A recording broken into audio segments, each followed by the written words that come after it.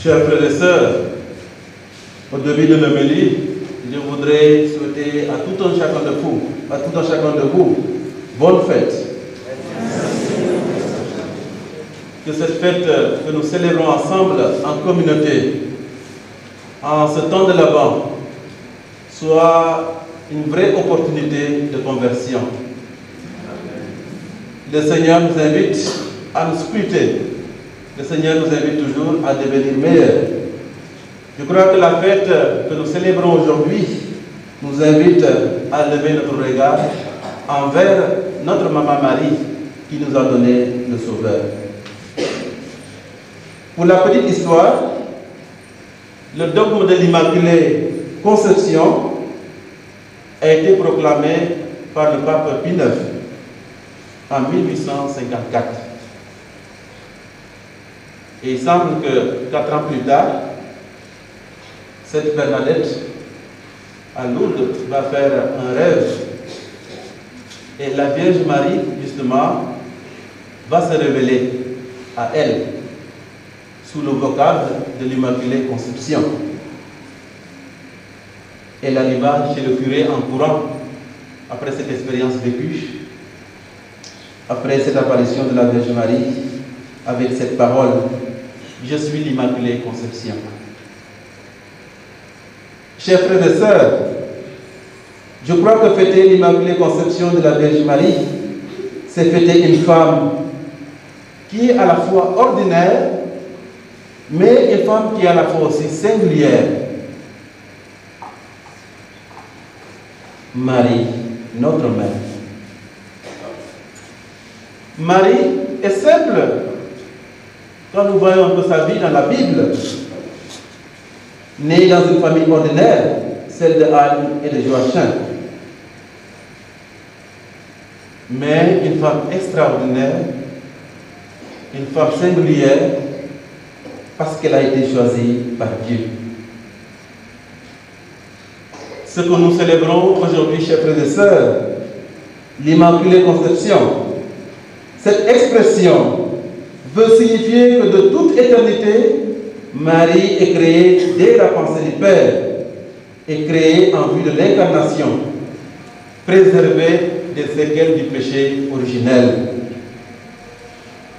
Chers frères et sœurs, il faut que nous le comprenions aussi.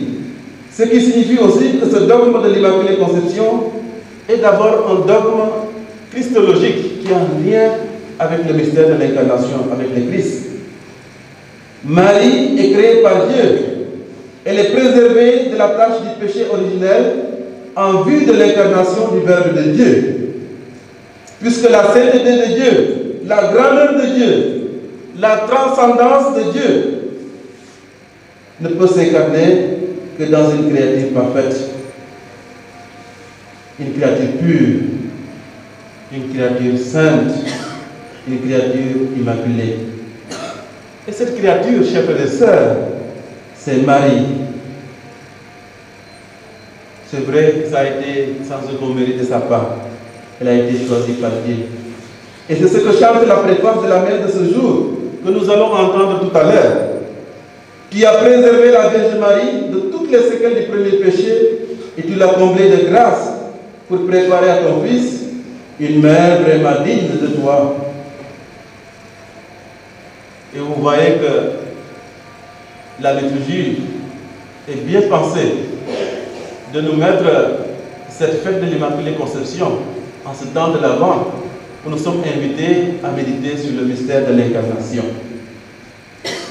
Mes chers frères et sœurs, la merveille plus grande, c'est que Marie, créée immaculée, sans aucune tâche originelle, n'est pas une créature passive. Elle a été cette créature singulière, mais aussi elle a mis sa main dans cet engagement pour pouvoir mériter ce projet que Dieu avait en elle. Ce privilège de l'Immaculée Conception nous concerne nous aussi.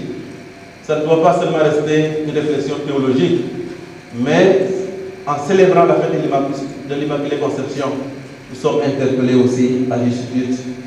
Car cette fête aujourd'hui nous dévoile aussi notre propre dignité d'homme et de femme, certes marquée par le péché, mais sauvée dans l'espérance. Parce que Marie, conçue sans péché, va nous offrir son Fils, qui va nous sauver aussi du péché. C'est pour cela que nous sommes invités toujours, malgré nos faiblesses et nos limites, à compter sur la grâce et la miséricorde de Dieu, à vivre toujours dans l'espérance. Alors, chers frères et sœurs, comme chrétiens, en célébrant cette fête, nous ne pouvons pas aussi rester les bras croisés. Dieu nous appelle à nous tous, chacun baptisé, et nous invite à apporter une mission. Il nous confie une responsabilité. Il compte sur nous pour que nous soyons des membres actifs dans nos familles, dans nos lieux de travail, dans notre paroisse, pour être des témoins et des messagers de son amour dans notre monde d'aujourd'hui qui en a tant besoin. Alors, chers frères et sœurs, Marie a été libre d'accepter cette mission que le Seigneur lui avait confiée. La réponse nous appartient et personne ne peut répondre à la place de l'autre. Le Seigneur a besoin de notre accord personnellement. Le Seigneur a besoin de nos mains pour continuer son action. Il a besoin de nos lèvres pour prononcer ses paroles. Il a besoin de nos yeux pour voir la souffrance humaine et la soulager. Et Marie, qui a été la servante du Seigneur, nous a montré déjà le chemin. Alors aujourd'hui, nous allons recevoir la promesse renouvelée des membres de l'association de Marie Auxiliatrice.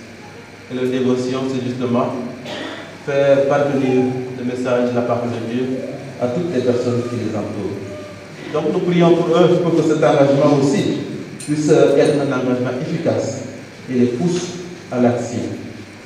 Chers frères et sœurs, que la grâce de cette fête nous fasse grandir dans notre vocation de chrétien, dans notre vocation d'enfant de Dieu, destinés à vivre saints et immaculés en sa présence.